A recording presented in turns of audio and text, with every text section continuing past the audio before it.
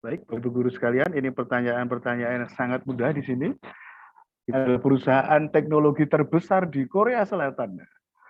Ini juga menjadi salah satu device andalan yang dipakai oleh Bapak Ibu guru sekalian juga, ya. Jadi silakan dijawab. Ada Polytron, Samsung, Polygon, dan Yamaha. Juga sangat mudah, Bapak Ibu. Baik, pertanyaannya, jawabannya adalah Samsung, ya, Bapak Ibu sekalian. Baik, silakan Kak Sultan.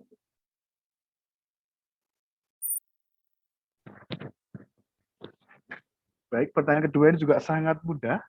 Yang menjadi pembicara pada seminar hari ini, beliau merupakan Wakil Rektor 4 Bidang Perencanaan dan Kerjasama dari Universitas Negeri Semarang. Kira-kira nama beliau siapa? Bapak Ibu bisa langsung memilih.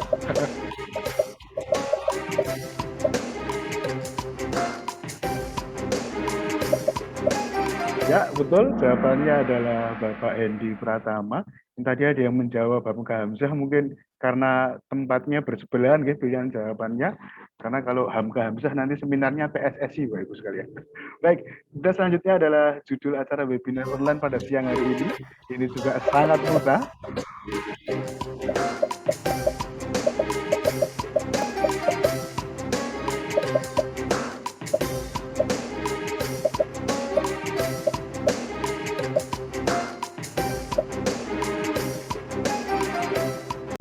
Betul sekali, Bapak Ibu sekalian.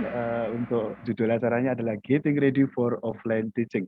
Baik, sementara dipimpin oleh Ibu Justina Dian tadi, ya, untuk scoreboardnya. Baik, silahkan dilanjutkan, Kak Sultan.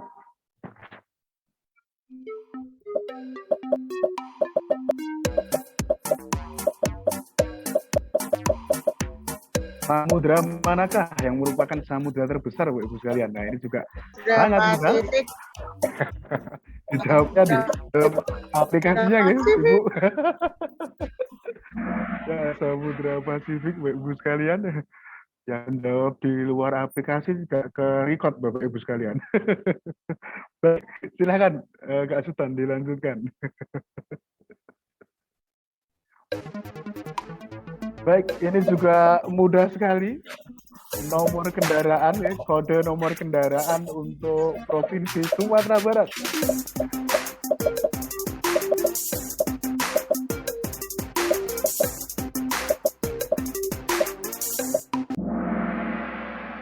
Ya, BA, Bapak-Ibu sekalian, ya.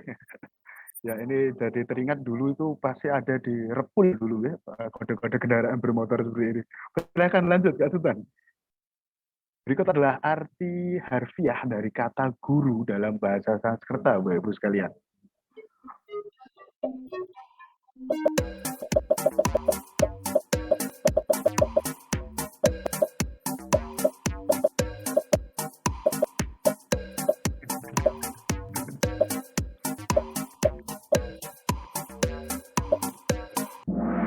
Baik, jadi dalam bahasa Sanskerta, guru berarti berat, Bapak-Ibu sekalian. Jadi bisa dibayangkan betapa berat dan besarnya tanggung jawab yang saat ini Bapak Ibu guru bawa. Gitu. Jadi semoga semuanya sehat-sehat terus. Baik, silakan Kak Sultan, lanjut.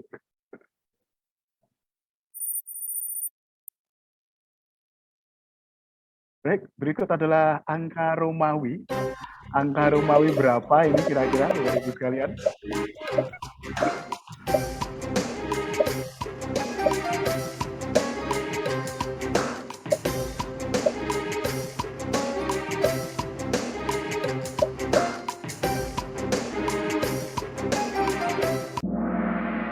Baik, 9, Bapak Ibu, ya.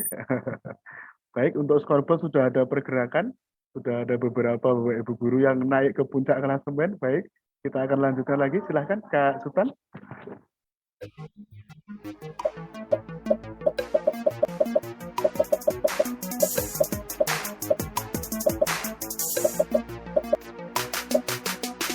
Baik, silahkan Bapak Ibu sekalian. Lambang negara Republik Indonesia. Gambar hanya pemanis, ya, Bapak Ibu sekalian. Baik, lambangnya adalah burung Garuda. Terima kasih Kak Sultan. Untuk scoreboard sudah ada pergerakan lagi. Baik, silakan lanjut Kak Sultan.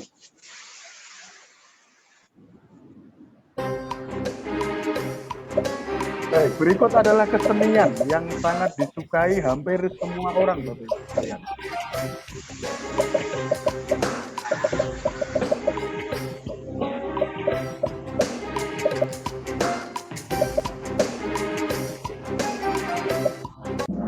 Ya, jadi kesenian yang sangat disukai itu adalah tari tunai pas gajian. Baik ya, terima kasih Kak Sultan. Pertanyaannya ini kok receh sekali, tapi nggak apa-apa. Biar Bapak Ibu guru sekalian juga nggak terlalu sepaneng ya. Silahkan lanjut Kak Sultan. Baik, berikut adalah binatang yang jago renang. Nah, kira-kira apa Bapak Ibu sekalian? Binatang yang jago renang, gambar hanya pemanis,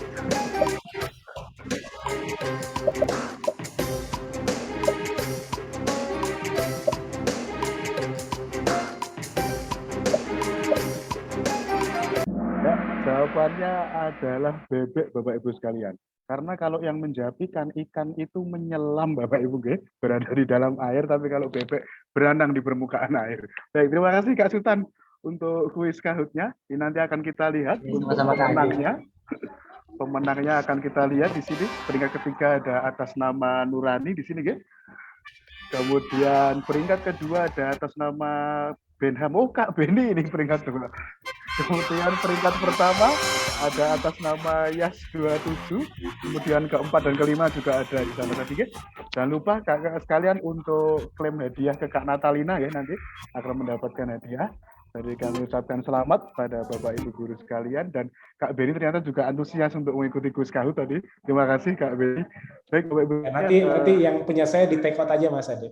Oh, ya Kak Beni ya. Ternyata nanti Beres. ada ya. Nanti yang dinaikin urutannya. Peringkat 6 berarti nggih, Kak Natalina. Ya, Jadi peringkat nanti 6 sampai Bapak 6, nomor 2-nya dihapus saja.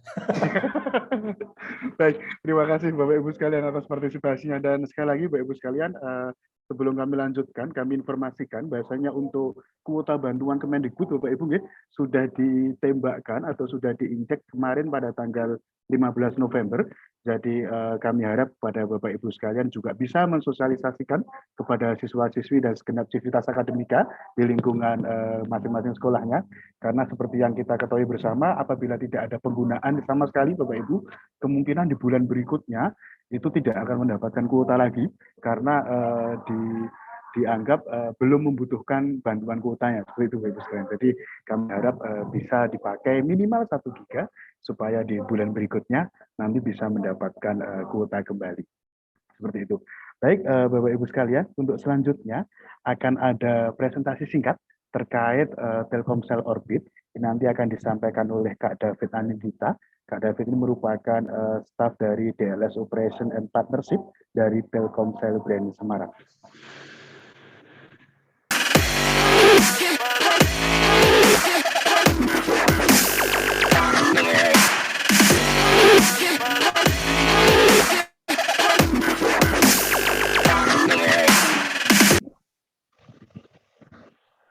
Baik, sudah terhubung Kak David, Ya, terima kasih Mas Adi.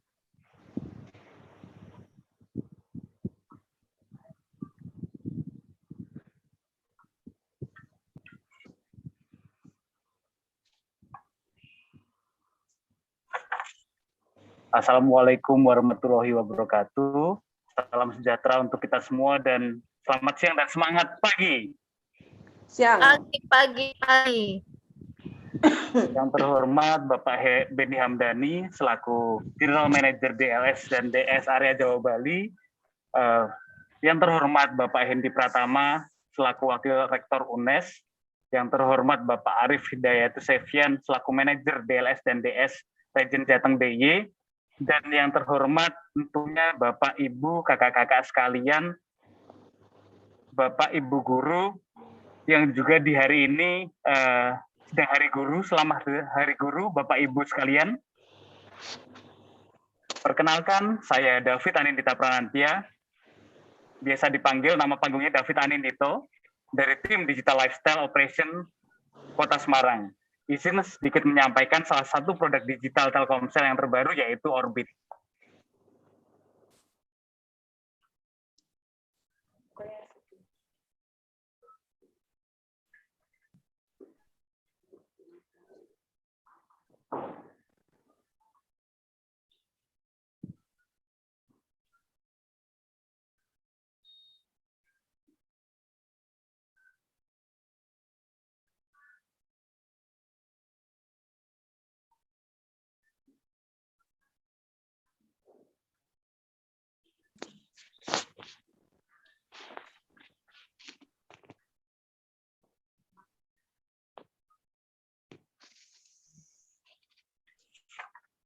Nah, itu tadi sedikit video singkat terkait Orbit.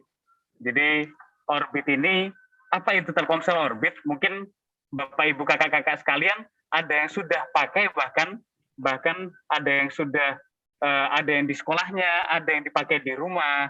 Tapi mungkin ada juga yang belum tahu tentang Telkomsel Orbit. Nah, Telkomsel Orbit itu apa sih? Nah, Telkomsel Orbit ini diluncurkan pada tanggal 12 Juli 2020. Ini hadir sebagai internet rumah WiFi serba digital. Telkomsel Orbit itu memberdayakan masyarakat Indonesia secara nirkabel yang diposisikan untuk meningkatkan produktivitas di rumah secara maksimal. Jadi Bapak Ibu kakak-kakak sekalian yang masih WFH ataupun membutuhkan banyak kuota untuk di rumah bersama-sama ataupun di sekolah, Telkomsel Orbit ini sangat cocok. Kenapa harus Telkomsel Orbit? Nah, keunggulannya yang pertama, aktivasinya mudah. Jadi install aplikasinya, jadi nanti aktivasinya instan di situ. Yang kedua, pantau konsumsi internet dan pembelian paket datanya bisa lewat aplikasi tersebut. Yang ketiga, kontrol jumlah device yang terhubung juga bisa lewat aplikasi. Kemudian, atur waktu internetan setiap penggunanya. Lalu ada juga batasi akses ke situs tertentu. Jadi apabila Bapak Ibu ada anak-anak kecil yang ingin dibatasi situs-situs tertentu, bisa dibatasi di aplikasi tersebut.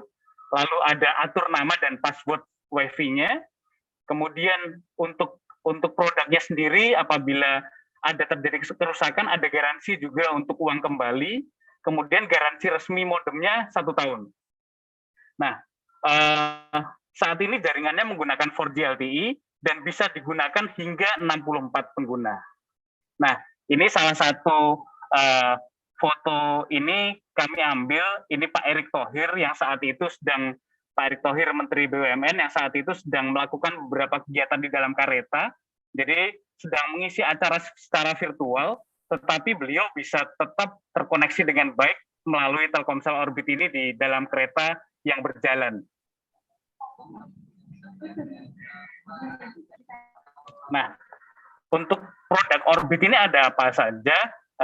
Izin kami sampaikan, untuk Orbit ini ada mulai dari yang sedikit paling kecil, yaitu di 549.000 itu dengan terhubung ke 32 device, hingga yang Orbit Max itu di harga 2.299.000 yang bisa terhubung ke 64 device. Nah, ini memang ada macam-macam produknya dan juga dengan keunggulan yang berbeda-beda. Nah, ini untuk detailnya. Nah, ini tadi yang kami sampaikan, ada mulai dari Orbit Start A1 itu dengan harga 479.000 dengan 32 pengguna. Jadi maksimal di 32 pengguna device-nya. Yang tadi di aplikasinya itu bisa Bapak Ibu sekalian bisa atur, yang terkoneksi dengan Orbit ini ada berapa device, itu bisa Bapak dan Ibu atur di situ. Kemudian ada Orbit Starlight itu dengan 549.000, sama-sama 32 pengguna, tapi dengan merek yang sedikit berbeda. Memang di sini ada bermacam-macam variannya.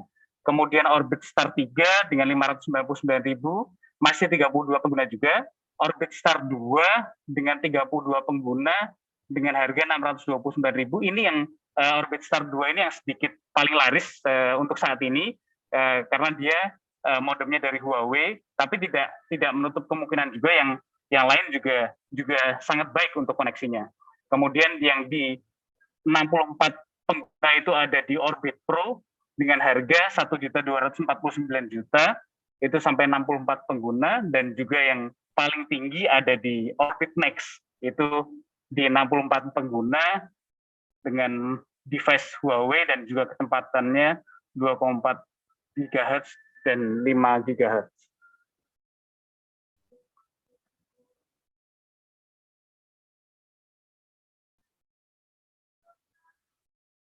Nah, izin share sedikit juga kakak-kakak, seperti apa sih aplikasi MyOrbit itu? Nah, ini mungkin untuk Bapak Ibu kakak-kakak sekalian yang sudah pernah pakai Orbit, sudah terbiasa, bahkan mungkin setiap mengaktifkan orbit buka My Orbit ini mungkin. Nah, untuk Bapak Ibu sekalian yang belum pernah memakai My Orbit, nah seperti ini gambaran simpelnya pakai aplikasi My Orbit. Jadi ini yang pertama adalah nama WiFi-nya dan juga yang di paling kiri ini adalah total kuota yang masih Bapak Ibu punyai. Jadi kita bisa mengontrol, oh ternyata kuota saya masih ada 50 giga. Oh ternyata kuota kami sudah habis, sehingga harus diisi lagi.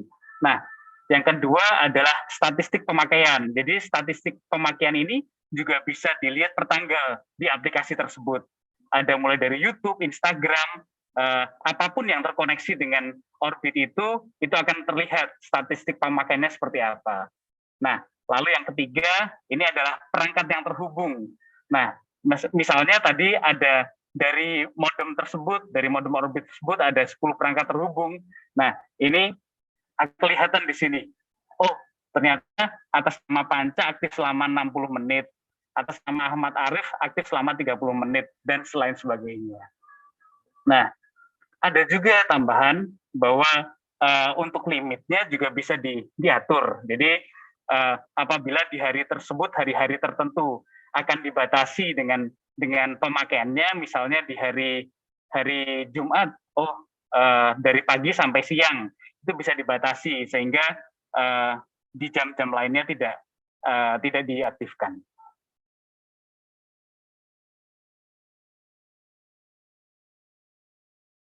Nah, kalau beli paket Orbit,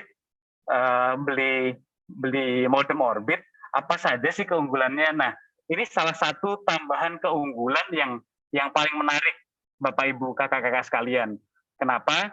Karena ketika Bapak Ibu sekalian membeli modem Orbit tersebut, otomatis akan mendapatkan kuota senilai 150 giga yang bisa dipakai selama 6 bulan. Jadi per bulan akan dapat 25 giga di setiap awal bulan, dan itu nomornya nanti akan datang bersamaan dengan modem Orbitnya. Nah, ternyata apabila Bapak Ibu sekalian kekurangan kuota dari 25 giga itu apabila tidak cukup, nah ketika nambah pun harganya sangat murah dibandingkan paket-paket yang lain. Karena di 100 giganya itu hanya Rp130.000. Dan juga di 50 giganya ada di Rp80.000. Sehingga Bapak Ibu, kakak-kakak sekalian mungkin bisa lebih hemat dengan kuotanya apabila dipakai bersama-sama, baik di rumah dengan keluarga, Bapak, Ibu, dan juga putra-putrinya, dan juga apabila di sekolah bisa juga dipakai bersama-sama di sekolah. Karena tadi di Orbit tadi ada beberapa macam pilihan modem, mulai dari yang bisa diakses oleh 32 pengguna hingga diakses dengan 64 pengguna.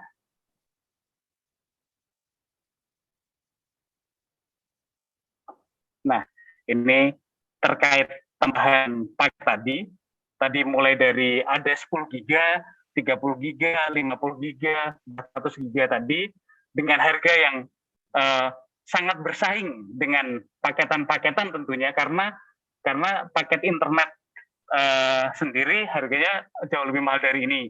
Tapi dengan Orbit 100 giga tambahan hanya Rp130.000.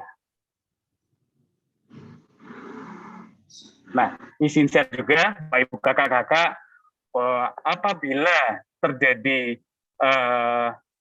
gangguan atau barang yang didapatkan tidak berfungsi baik, tapi selama ini yang kami dapatkan sejauh ini barangnya baik, dan juga kemudian terakhir memang ada satu barang yang diretur itu sangat baik dari customer service Orbit, bisa dikembalikan ke pelanggan dan juga dikembalikan barang secara utuh. Nah, ini akan terus kami bantu Bapak Ibu sekalian apabila ada kebutuhan Orbit dan juga ada pemesanan, akan kami bantu dengan nanti kontak person yang akan kami share di akhir present ini. Jadi Bapak Ibu sekalian bisa langsung kontak ke nomor-nomor tersebut, karena kami akan dengan sangat maksimal membantu Bapak Ibu. Ada keperluan ataupun pertanyaan akan kami jawab di situ. Nah, ini salah satu program yang sedang kami canangkan, Bapak Ibu sekalian. Nah, mungkin ada yang tanya, bagaimana kecepatan Telkomsel Orbit? Apakah tempat saya dapat tersambung dengan Telkomsel Orbit? Nah, mungkin ada pertanyaan-pertanyaan seperti itu dari Bapak Ibu sekalian. Nah, Bapak Ibu sekalian mungkin bisa capture dari layar ini, nanti Bapak Ibu sekalian bisa langsung klik di link di bawah ini. Itu ada link peminjaman Orbit Jateng DIY. Jadi dari Telkomsel Jateng DIY, Bapak Ibu bisa memakai atau mencoba experience dari pemakaian Orbit. Itu rasanya kayak apa sih pakai Orbit? Mungkin Bapak Ibu sekalian mau dipakai di kampus atau di sekolah, itu Bapak Ibu sekalian bisa langsung capture layar ini, Bapak Ibu sekalian bisa langsung klik. Nah, nanti kami akan pinjamkan untuk experience modem Orbit dari kami. Nah, ini adalah kontak person yang bisa dihubungi Bapak Ibu sekalian. Jadi kami ada di Semarang dengan Mas Waldi, David, saya sendiri, dan juga Kang Denny. Itu untuk brand Semarang. Brand Semarang itu ada di Kendal, Kota Semarang, Kabupaten Semarang, Kota Salatiga, Demak, Jepara, Kudus, Pati, dan Rembang. Lalu untuk brand Yogyakarta itu ada Pak Eristiono, Mas Stefanus, kemudian Mas Aang. Itu untuk Kulon Progo, Kota Yogyakarta, Sleman, Bantul, Gunung Kidul, Purworejo, Kabupaten Magelang, Kota Magelang, Temanggung, dan Wonosobo. Lalu ada dari Purwokerto, ada Pak Tutun Ari. Nah, itu dari Purbalingga, Banjarnegara, Banyumas, Cilacap, dan Kebumen. Kemudian dari brand Surakarta itu ada Pak Sriwidodo, Mbak Dini, dan juga Mas Dinan. Itu untuk Klaten, Boyolali, Surakarta, Sukoharjo, Karanganyar, Wonogiri, Sragen, Blora, dan Grobogan. Lalu ada brand Pekalongan dengan Pak Tri Yuli dan Mas Agus Dian Rifai. Itu dari Batang, Pemalang, Pekalongan, Tegal, dan juga Brebes.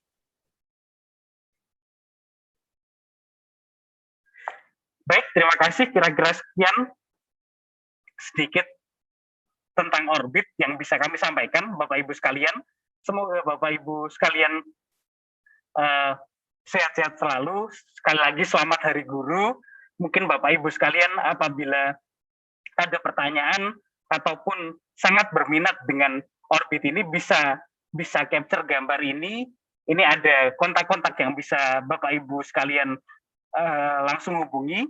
Kami akan selalu maksimal untuk membantu Bapak Ibu sekalian, dan juga tadi yang experience Orbit, Bapak Ibu sekalian bisa klik link di bawah ini. Sekian dari saya. Terima kasih atas perhatian Bapak Ibu kakak-kakak sekalian. Selamat siang dan semangat pagi. Pagi. Baik, terima kasih Kak David atas informasi yang sudah disampaikan. Baik Bapak Ibu sekalian, apabila masih ada pertanyaan lanjutan seperti yang sudah kami bagikan di kolom komentar, di sana ada link untuk mendownload materi Orbit ini, dan di dalamnya nanti sudah ada link untuk melakukan, misalnya Bapak Ibu guru pengen melakukan experience terhadap Orbit, kemudian apabila ingin menghubungi salah satu kakak-kakak kami yang sudah berada di wilayah masing-masing Bapak Ibu guru sekalian, sudah kami cantumkan di dalam materi PPT-nya. Okay? Baik, kemudian tadi ada yang menanyakan juga terkait pemenang kuis Kahoot. Baik, ini pemenang kuis Kahoot akan kami bacakan saja, karena tadi ada satu yang dianulir dari Kak Beni tadi, jadi akan kita arahkan ke Bapak Ibu lainnya. Yang pertama ada atas nama YAS27 Bapak Ibu sekalian, YAS27. Kemudian yang kedua maksud kami ada atas nama Nurani. Kemudian yang ketiga ada atas nama Justina Dian. Kemudian yang keempat dan kelima adalah Amalia dan atas nama Harits. Jadi kami ulangi sekali lagi, ada YAS27, kemudian ada atas nama Nurani, kemudian atas nama Justina Dian, dan atas nama Amalia, serta yang terakhir atas nama Haris karena Kak Beni dianulir tadi ya, supaya Bapak Ibu guru yang mendapatkan hadiah. Baik, Bapak Ibu sekalian, selanjutnya ini adalah materi yang kita nanti. Selanjutnya nanti akan ada penyampaian materi dari salah satu, kalau saya nyebutnya itu gimana ya, kadang di TikTok itu juga cukup FYP Bapak satu ini, jadi mau dikatakan konten kreator juga bisa, dan ternyata beliau adalah seorang akademisi juga. Baik, selanjutnya akan ada presentasi dari Dr. Hendy Pratama, SPDMA. Beliau adalah Wakil Rektor 4 Bidang Perencanaan dan Kerjasama dari Universitas Negeri Semarang.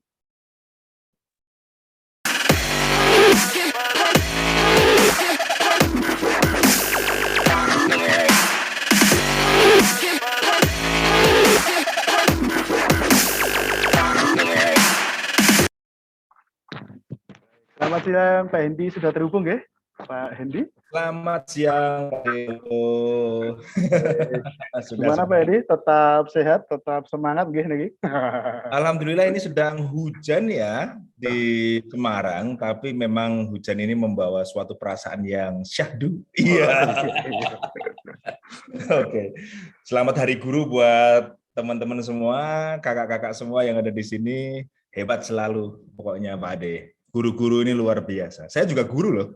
Ya, kebetulan kan jenengan juga guru, jadi sekali lagi selamat Hari Guru. Iya.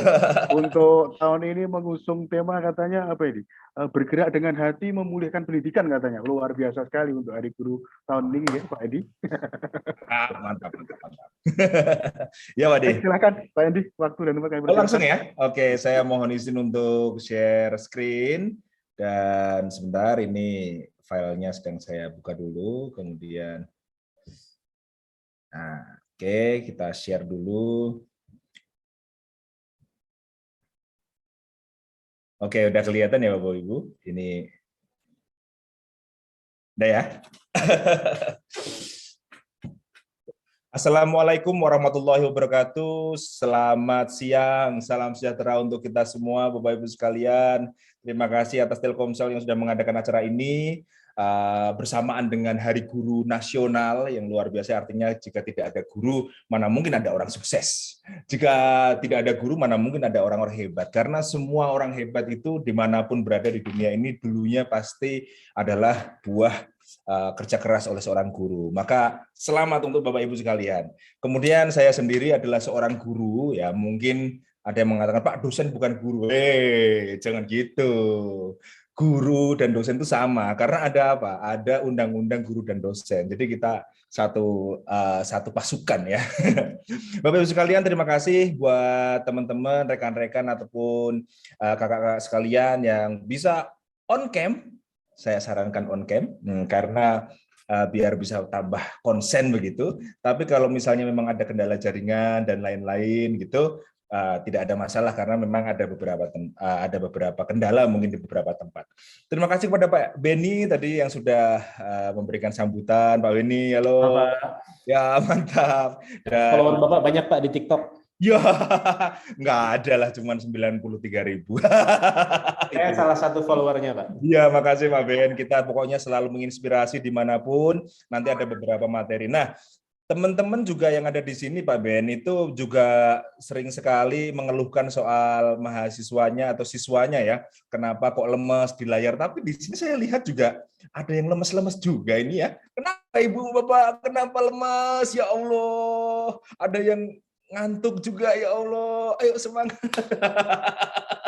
Ya memang begitu ya kelas online ya. Jadi gini, kadang-kadang menjadi guru kita jadi kena karma gitu. Kalau pengen siswanya begini tapi ternyata kita juga lemes ya. Gimana yuk semangat setelah Kahoot dan lain-lain. Akan saya sampaikan materi kali ini yaitu Getting Ready for Offline Teaching. Bapak Ibu sekalian, luar biasa, kita akan segera menyambut offline teaching. Bahkan ada beberapa yang sudah mulai offline teaching di beberapa sekolah. Mungkin tidak full 5 hari tapi mungkin ada beberapa hari. Perkenalkan, nama saya Hendy Pratama, saya seorang dosen dan peneliti dan juga praktisi pendidikan humanis Kita pengennya pendidikan tapi yang fun-fun aja, yang senang-senang aja Bapak Ibu, jangan yang stres-stres ya. Kemudian juga saya wakil rektor bidang kerjasama di UNES, Universitas Negeri Semarang, atau yang dulunya IKIP Semarang. Mungkin yang di sini dulu ada lulusan IKIP Semarang atau UNES, ya satu alma mater, atau teman-teman LPTK lain.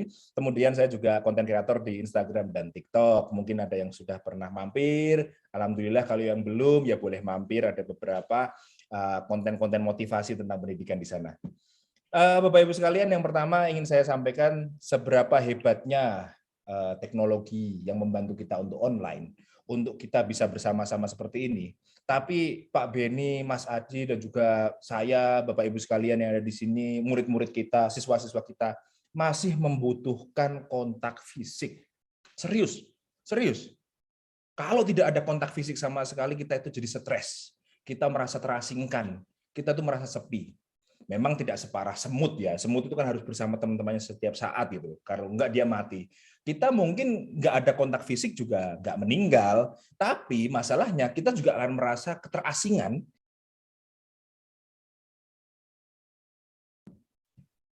Oke, tadi termute ya. Kita kadang-kadang sebagai, kalau tidak ada kontak fisik, ada sesuatu yang kurang begitu. Ada sesuatu yang membuat kita stres, membuat kita merasa terasingkan. Nah, oleh karena itu maka kalau ada pilihan, tidak ada pandemi, kemudian tidak ada PPKM, maka yang namanya kontak fisik itu adalah pilihan pertama kita juga. Temu, tatap muka gitu, kita ketemu gitu, seneng, kita bisa ngobrol, bisa ketawa-ketawa, kita bisa nongkrong.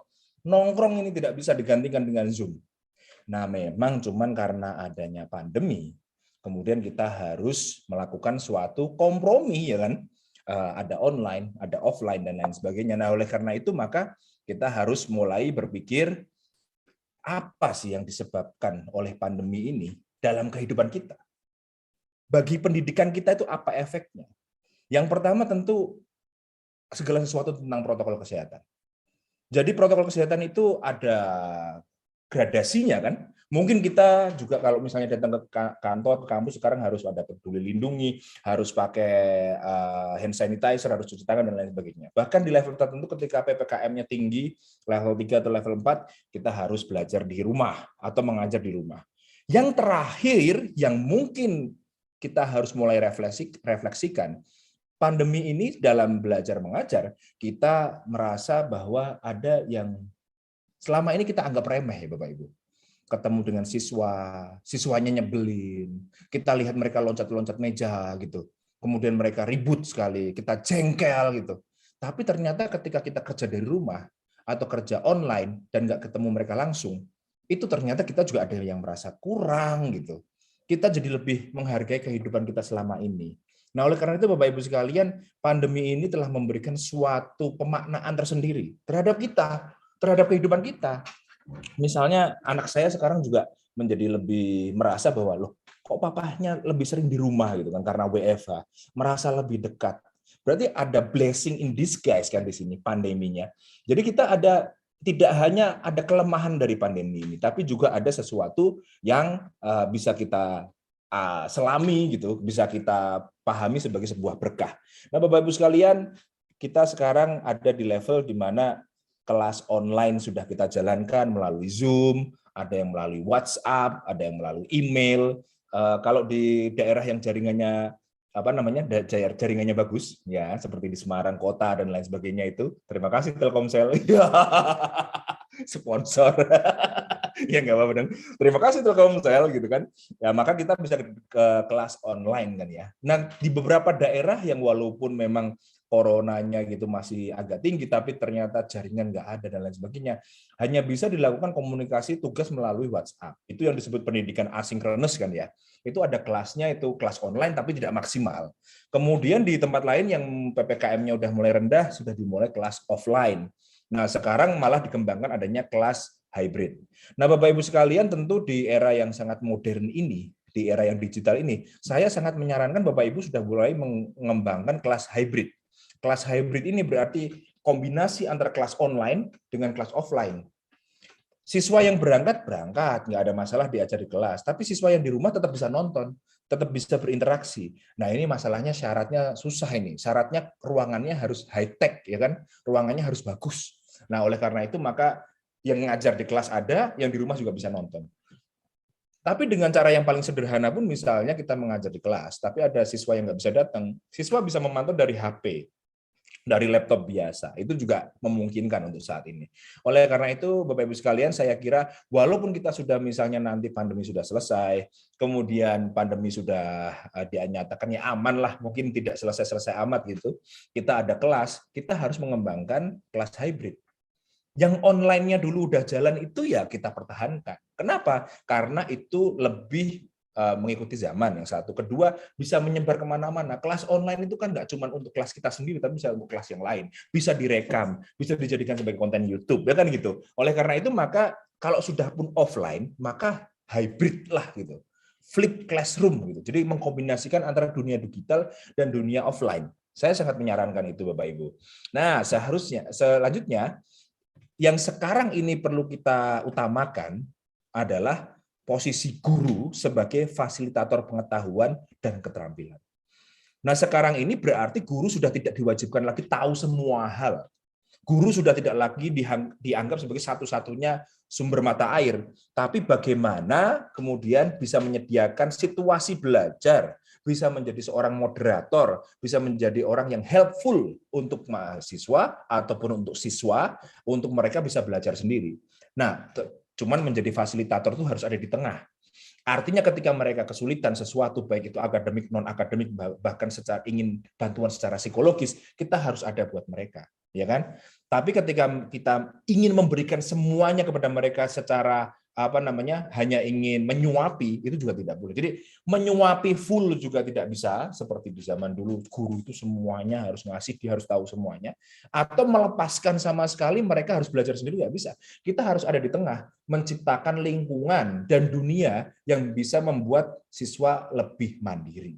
Kan gitu. Nah, oleh karena itu, maka kita harus paham bahwa sekarang ini guru kalau ditanya sesuatu dan tidak bisa menjawab, tidak apa-apa. Bilang saja saya tidak tahu tentang itu, saya akan cari jawabannya, minggu depan kita diskusikan. Tidak ada masalah. Sekarang pun saya sebagai dosen bahasa Inggris. Tidak semua kata dalam bahasa Inggris saya tahu, Bapak Ibu. Walaupun pernah kuliah di luar negeri, walaupun pernah bergaul dengan banyak orang bule begitu kan, punya banyak teman bule, tapi kan tidak semua kata bahasa Inggris saya tahu. Tidak semua slang dalam bahasa Inggris saya tahu. Maka ketika saya tidak tahu, ya saya katakan saya belum tahu, saya akan belajar. Di situ. Nah, sebagai fasilitator, kita tidak boleh melepaskan secara utuh bahwa mereka belajar sendiri, tapi di satu sisi kita juga tidak bisa menyuapi mereka dengan apa yang kita ketahui, karena yang kita ketahui belum tentu cukup untuk mereka di masa depan, karena belum tentu relevan juga. Kita lanjutkan. Nah, sekarang yang paling penting, kalau tadi yang pengetahuan yang semuanya serba tahu itu tidak wajib, Pak Endi. Apa yang wajib? Menurut saya yang wajib ini. Energy and passion. Jadi jangan salah Bapak Ibu, saya ngajar itu ya begini, stylenya itu ya begini, saya pidato itu ya stylenya begini, saya ngisi acara di depan Bapak Ibu sekalian yang diundang oleh Telkomsel ini ya saya tetap begini. Kenapa? Menurut saya energy and passion itu penting banget. Kalau kita ingin orang bisa passionate, bisa penuh dengan energi, kita sendiri kurang energi, ya nggak bisa. Karena kan kalau kita mengingat kembali, kita harus menjadi ingar sosong tulodo gitu kan. Kalau di depan yang memberi contoh gitu kan. Kita harus punya passion. Passion itu apa sih? Semangat, panggilan dari dalam hati. Maka saya mohon maaf banget. Kalau Bapak Ibu yang ada di sini kerja itu tapi tidak ada panggilan hati jadi guru, nggak apa-apa loh, resign. Mohon maaf. Artinya ini, kita melihat orang yang mencintai pekerjaannya itu kan kelihatan gitu. Senyum, semangat gitu. Walaupun anaknya bandel, tapi tetap aja senyum. Tetap aja, ya gregetan, tapi gimana gitu lah ya. Itulah orang yang punya passion. Orang yang punya energi. Nah, oleh karena itu, maka Bapak Ibu tidak boleh lelah-lelahnya untuk membuat teaching innovation. Inovasi untuk pembelajaran. Dan juga jangan lelah untuk mengejar ilmu, lifelong learning. Yang sekarang ini dulunya nggak pernah pakai Zoom, sekarang pakai Zoom, ya merem aja, pakai satu tangan bisa. Tapi kemudian tadi dicontohin apakah menggunakan Kahoot atau Quizzes misalnya. Apakah Bapak Ibu sudah pakai? Kalau sudah pakai, syukur. Kalau yang belum mengatakan, itu terlalu canggih buat saya nggak mau belajar. Nah, di situ nggak lifelong learning.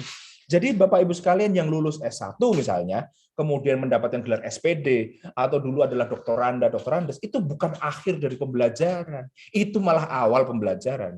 Bahkan Bapak Ibu, teman-teman, kakak-kakak yang sudah S2, itu juga belum akhir pembelajaran, masih ada hal baru lagi yang bisa dipelajari. Bagaimana mengajar itu yang menyenangkan, yang membuat orang menjadi lebih diarahkan sebagai manusia. Sekarang begini Bapak Ibu, saya itu kan punya Instagram, punya TikTok.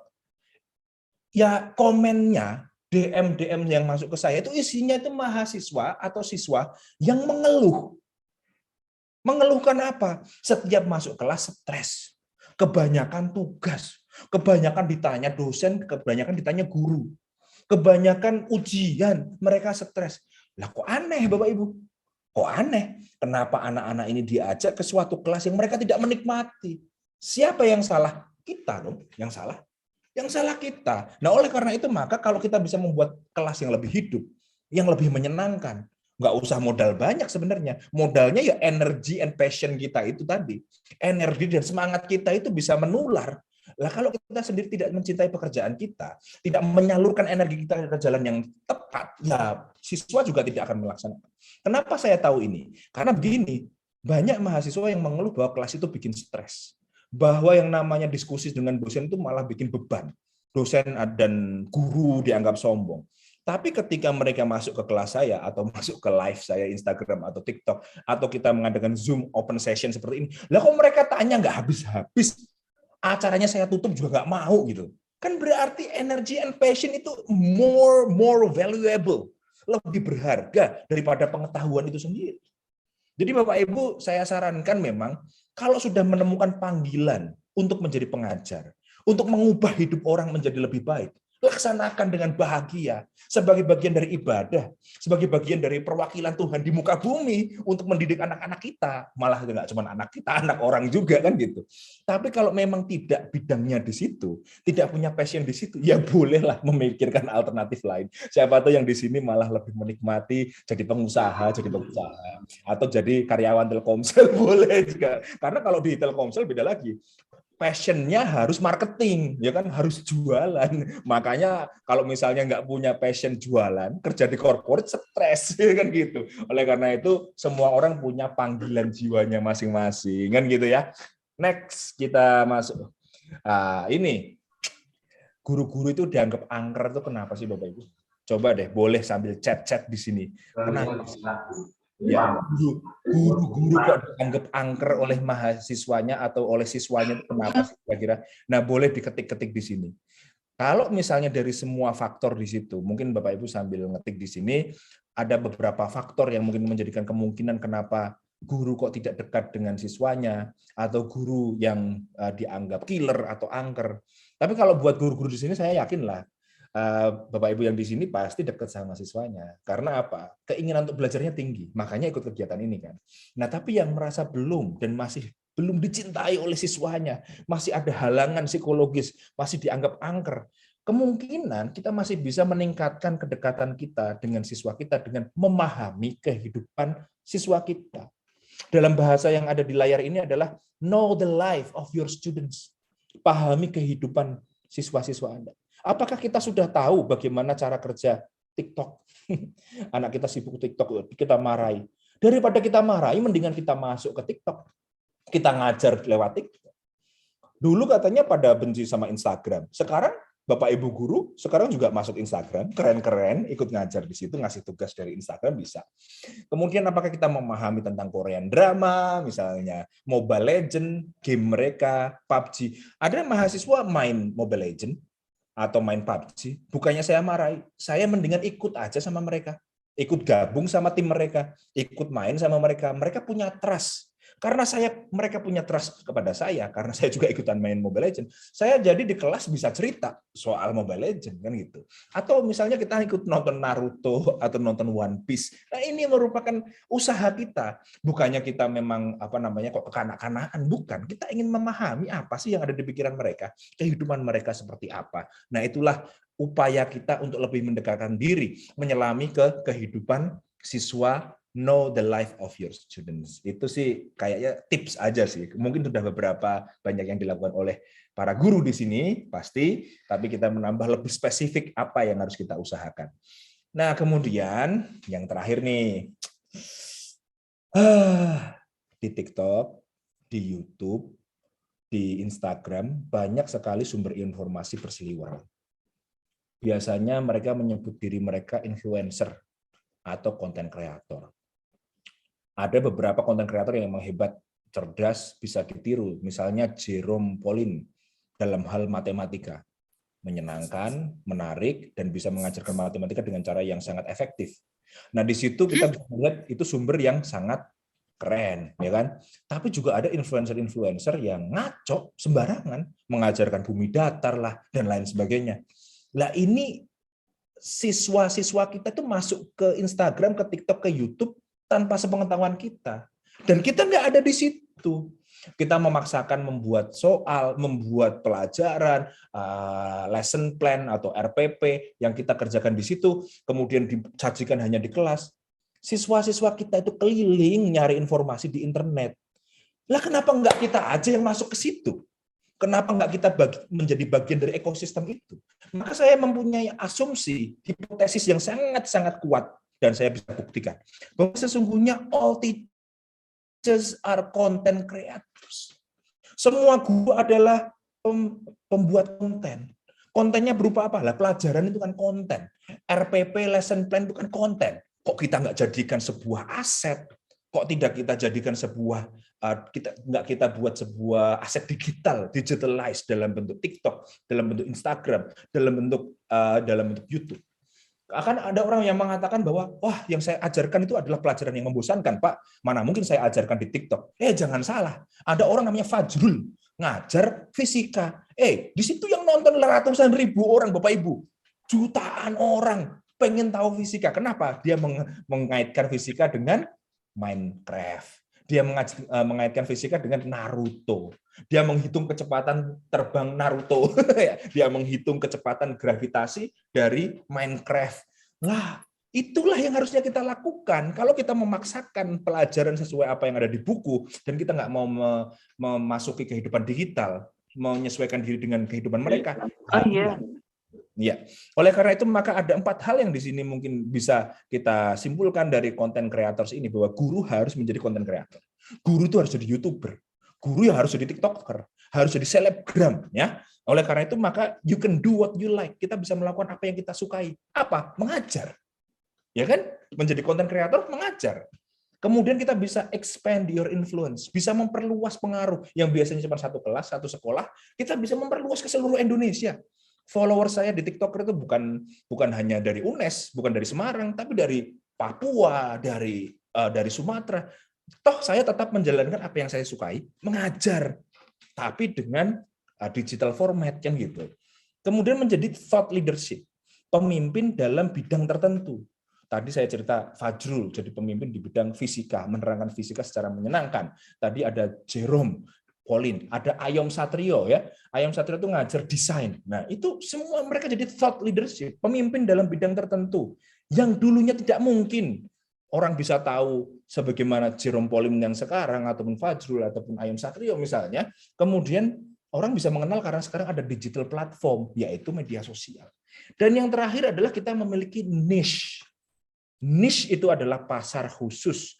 Umur tertentu, gender tertentu, kemampuan ekonomi tertentu, sosial tertentu, yang mereka memiliki ketertarikan tentang apa yang kita ajarkan.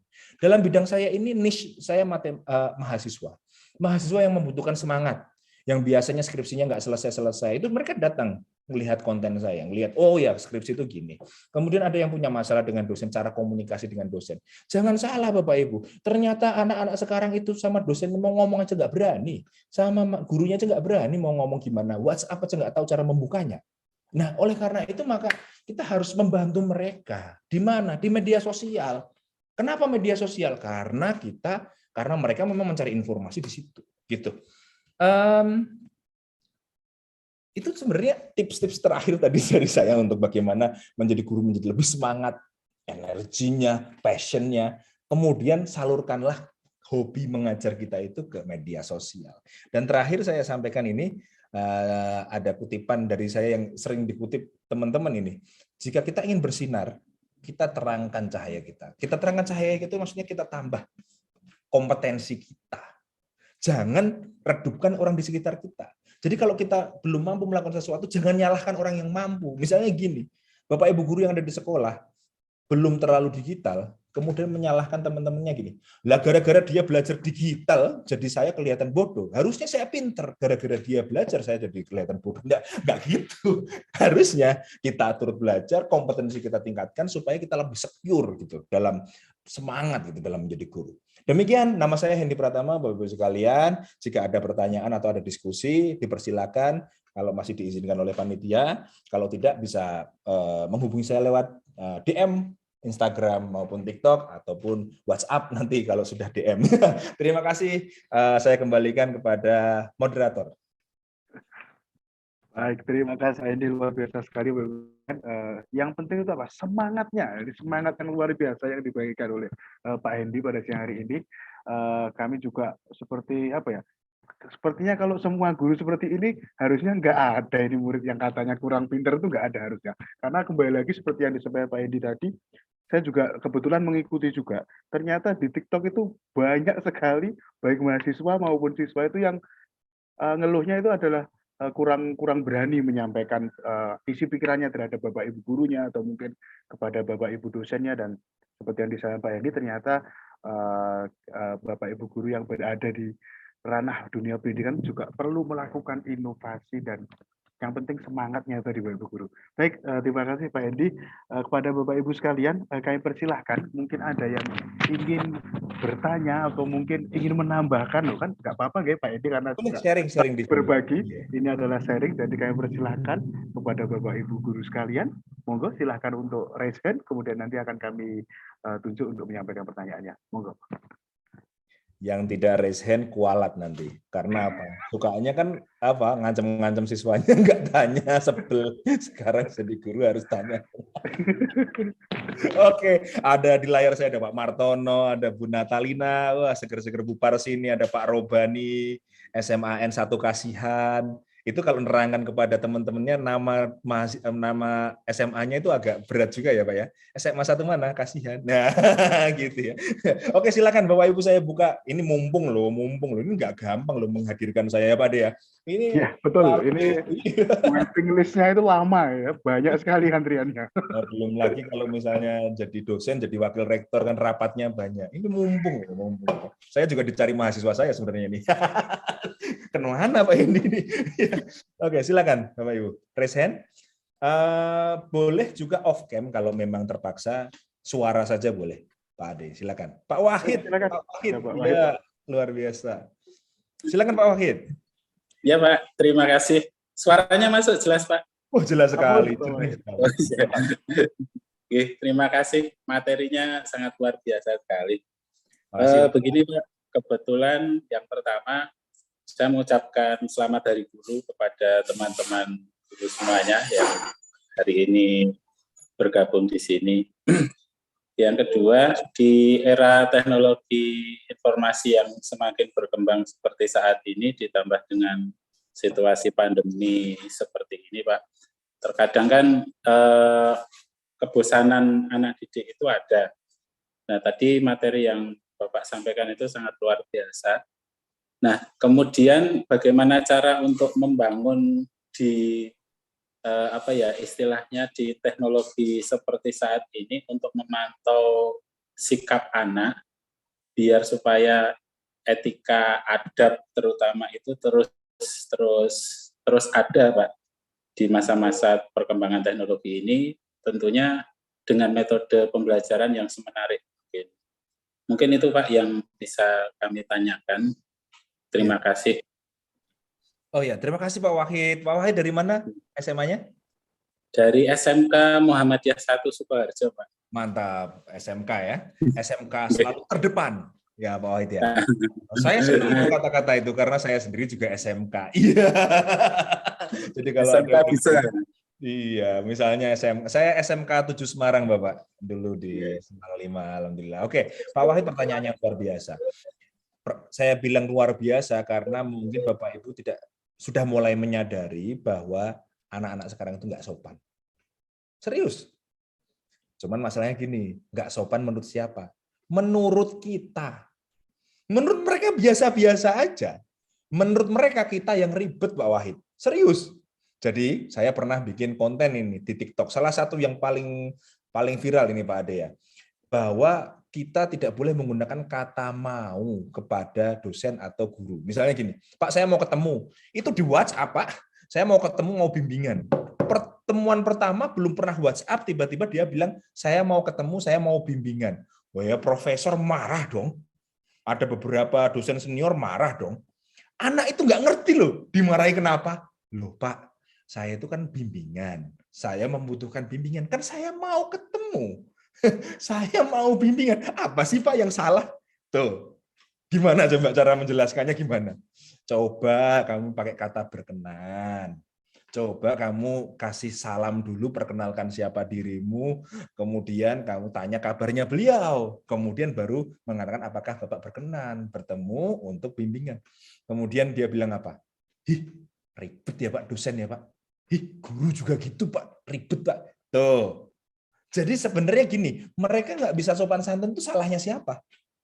Salah kita loh. Kenapa? Kita berasumsi bahwa mereka dididik seperti kita dulu. Sehingga kita anggap kemampuan sopan santun mereka itu otomatis.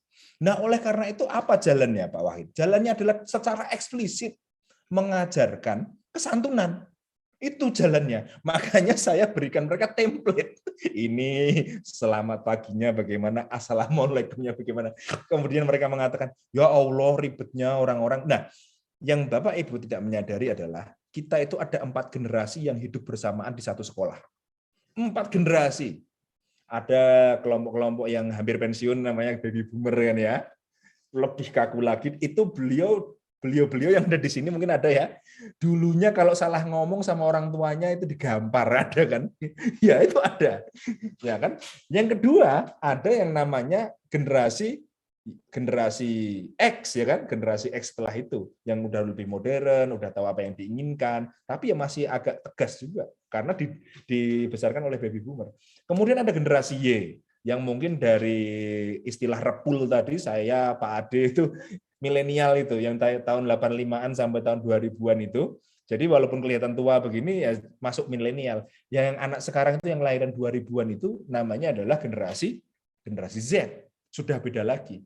Lah sekarang masalahnya kan kalau dari satu generasi ke generasi yang lain kan mereka masih saling memahami ya.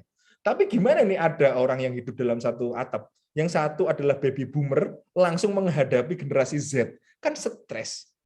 Bapak Ibu mungkin aneh mau percaya mau nggak percaya. Ada mahasiswa yang takut kuliah offline. Itu curhat sama saya. Apa yang kamu takutkan? Saya takut nyasar, Pak. Dia belum pernah ke kampus, belum pernah luar kota, belum pernah keluar rumah. Dari dulu dari SMA ya cuma situ-situ, kemudian masuk ke dalam ranah offline dan dia takut nyasar, ya kan? Kalau saya dulu disuruh orang tua saya keluar kota atau kemana, kemudian bilang ke bapak saya takut nyasar ya, mungkin nggak digampar sih, tapi diteriakin. Standar kesantunannya sudah berbeda, Bapak Ibu. Pak Wahid juga saya sampaikan di sini. Bahwa kita harus secara eksplisit mengajarkan kesantunan. Dan tujuannya apa harus kita sampaikan? Bahwa yang namanya struktur sosial itu rentan konflik, rentan perpecahan. Kalau kamu nggak bisa santun, nggak bisa sopan, maka tidak akan bisa bergabung di dalam kehidupan yang harmonis. Gitu. Harus ada penjelasannya. Nah ini kebetulan saya juga di bidangnya kan bidang linguistik, di bidang kesantunan. Mungkin saya bisa menjabarkan sampai 2 jam, 3 jam, 4 SKS. Dosen biasanya gitu, Pak Ade. Keterusan nanti. Nah, tapi Bapak Ibu di sini yang di mapel-mapel lain kan bisa mengaplikasikan hal tersebut di dalam mata pelajarannya mereka. Kan gitu. Terima kasih Pak Wahid. Habis tanya sudah nggak kelihatan. Iya, jadi tahu perasaan kita ya selama ini ya. Bapak Ibu jadi tahu kan kalau habis ditanya ditinggal pergi ya itu sama. Terima kasih Pak Wahid. Oke, kita lanjutkan. Siapa tahu ada yang tanya Pak Ade dari chat maupun dari sini boleh Kalau misalnya nggak bisa off cam juga nggak apa-apa, nggak bisa on cam nggak apa-apa. Yang nanya nanti kita kasih hadiah Pak Hendi. Halo, Ya, halo, halo. Oh iya, coba Halo, Pak Marek. Alhamdulillah. Pak Wahid Oke, Pak. ya langsung nyala lagi kameranya. Oh. Makasih Pak Wahid. Ya. Ya, terima kasih Pak. Ya silakan. Halo, halo, izin bertanya. Oh, ada yang izin pertama, silakan. Mr. silakan. Mustafa Tabib Karyadi. Halo, assalamualaikum warahmatullahi wabarakatuh. Waalaikumsalam warahmatullahi wabarakatuh. Senang sekali ini bertemu langsung sama motivator yang luar biasa. Wah. Ibu luar biasa ini. Adi-adi ya. Oke, Pak Rek silakan. ini sangat sibuk tapi masih menyempatkan waktunya untuk webinar dan sebagainya, Nje. Kan hari guru, kan hari guru. Ya ini saya mau curhat saja ini ya. Dari teman-teman mahasiswa ini ya. Kemarin kan waktu pandemi pada ogah-ogahan untuk kuliah online. Nah, sekarang sudah kuliah online beberapa waktu, kemudian sekarang ditawari untuk kuliah offline. Malah mereka nggak mau kuliah offline gitu ya. Saya online saja Pak, online saja nggak usah offline Pak, gitu seperti itu. Kemudian dalam satu sisi ada ya itu tadi ketika kita ngajar mereka offline, mereka off cam, kita nggak tahu tadi dengerin apa enggak. Kemudian kebutuhan mereka itu sebenarnya apa sih di generasi milenial sekarang, maunya kuliahnya di rumah, tetapi merhatiin juga enggak gitu ya. Diajakin online offline sudah lebih nyaman di rumah karena bisa jalan-jalan kemana-mana. Nah itu solusinya gimana ini untuk offline selanjutnya ini? Nah, itu sedikit curhatan dari kami yang di Purwokerto, Pak Hendi. Terima kasih. Assalamualaikum. Salam sukses. Cuman pamer Purwokertonya Pak Adi, tapi nggak ada mendoan sama sotonya. Ya, hanya cerita saja ya. Nanti kita samperin ke situ, Mr. Tabib. Siap. Oke. Bapak Ibu sekalian, sebenarnya siswa-siswa kita itu bukannya tidak mau offline. Mereka itu mau online di bidang tertentu, maunya offline di bidang tertentu. Sudah saya survei. Kalau ujian maunya apa? Online. Kalau ketemu sama temen, ngobrol-ngobrol, maunya offline, ya kan? Jadi kalau ujian maunya online. Nah, kalau tes TOEFL maunya apa? Online, ya kan? Kalau misalnya biar bisa nyontek. Ya, gitu. Oleh karena itu maka sebenarnya mereka itu sangat tahu apa yang diinginkan. Apa yang diinginkan oleh generasi X, Bapak Ibu, generasi Z, Bapak Ibu sekalian, inginnya kerja seringan mungkin, hidupnya sesukses mungkin. Ya, kita semua ketawa. Tidak mungkin di zaman kita. Tapi bagi mereka itu mungkin. Saya tanya anak saya itu saya tanya, kamu pengen jadi apa? Jadi entrepreneur. Nah sekarang ini yang pengen kamu tekuni apa? Pengen jadi YouTuber. Udah, kenapa? Karena dia melihat contoh-contoh yang ada di media sosial, YouTuber itu enak. Habis itu jadi konten kreator itu enak. Habis itu jadi entrepreneur, isinya jalan-jalan. Jadi memungkinkan di zaman ini kerja tidak terlalu banyak gerak, tapi dapat uangnya banyak. Nah, anak-anak ini juga melihat kita dan pekerjaan kita dan gaji kita itu ya mungkin heran.